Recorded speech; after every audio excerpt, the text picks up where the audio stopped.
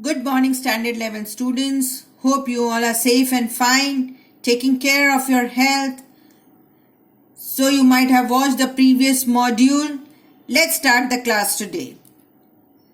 Students, as we have already discussed about what is political science. To sum up, we can now define politics as the system of power interaction and relations involving the making and implementation of laws, rules and policies for the whole society. The scope of contemporary political science.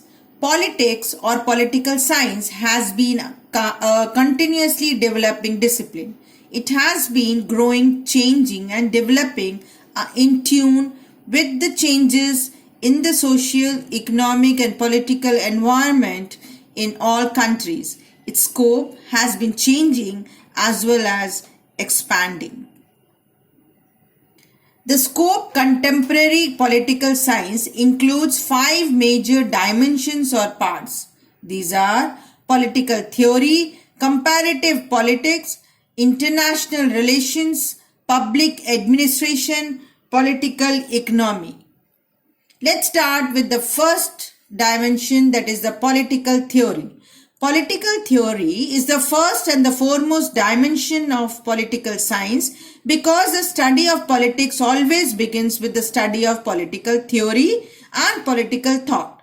Let's briefly discuss the scope of political theory as follows.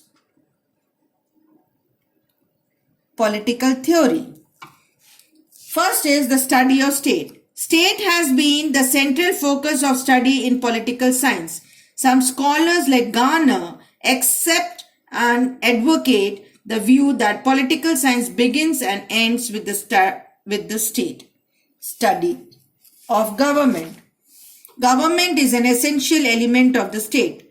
Study of state essentially involves the study of government of state. Study of political thought and ideologies. The political philosophies of various political thinkers and several ideologies like communism, socialism, fascism, Nazism, democratic socialism and Gandhism are also parts of the subject matter of political science. Next, the study of man as a political being. Political science studies man as a political being, just as economics studies man as an economic being. Man is a political animal. He is a group forming individual. Next, study of leadership. Scope of politics includes the study of leadership. Leadership is the capacity to persuade people towards the common goal. Study of infrastructure. All political activities takes place in an environment. The socio-economic, cultural, political factors present in the environment always influence the process of political relations and activities. Next is the comparative politics. It is the second major dimensions of political science. It is a very valuable part of the scope and of political science, and it involves a comparative study of all structures, functions, processes and institutions of all political system of the world. Scope of comparative politics involves the study of following key subjects. The key subjects are, the first one is all political structures. Comparative politics includes the study of all structures, formal, non-formal, governmental and extra-governmental, which are directly or indirectly involved in politics in all the countries of the world. Next, study of political behavior. Another important part of its scope is the study of actual behavior of the people in the process of politics, voting behavior, political participation, leadership recruitment, populism and the like form an integral part of modern comparative politics studies. Next, study of environment and infrastructure of politics. The study of politics demands a study of psychological, sociological, economic and anthropological environment, in fact the socio environment as a whole in which each political system operates.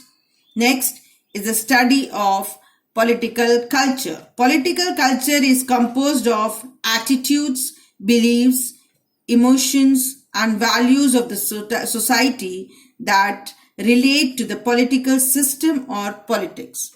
Next, study of political participation. Political participation is a universal process. The only difference is that while in some states it is limited and in others it is wider. Next is the international relations. This constitutes a very major area of the scope of political science. In simple words, we can say that the discipline of international relations, which is also known as international politics, primarily studies relations and interactions among all the actors of the international community.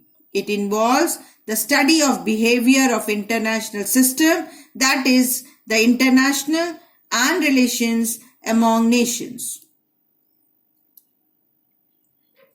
This includes following major areas. First one is the nation state.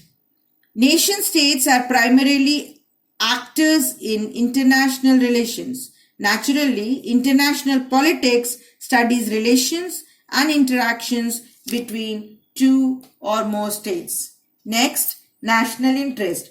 Since national interest is the objective in that each nation tries to secure during the course of relations with other nation, it becomes imperative for international politics to study national interest of various nations.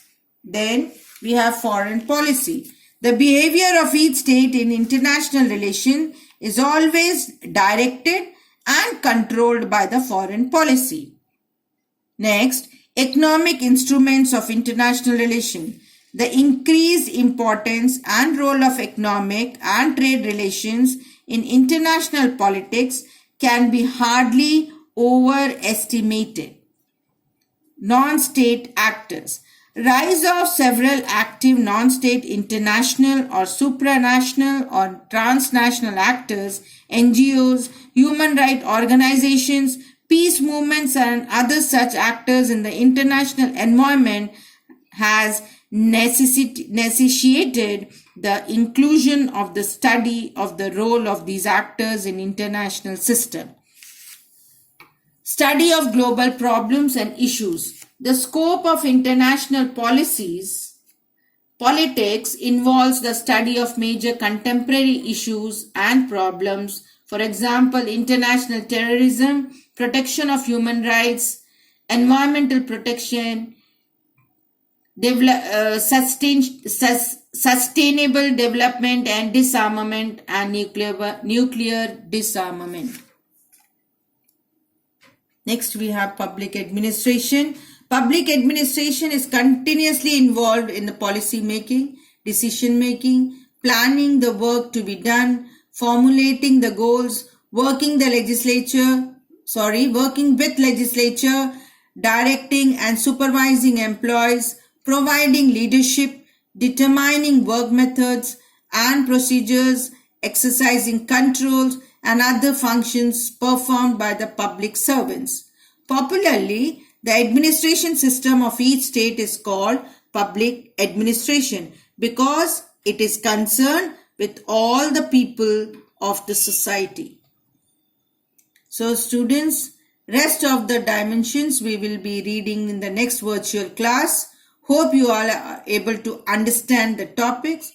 After watching the module, once you read the chapter thoroughly, it will be clear. Thank you.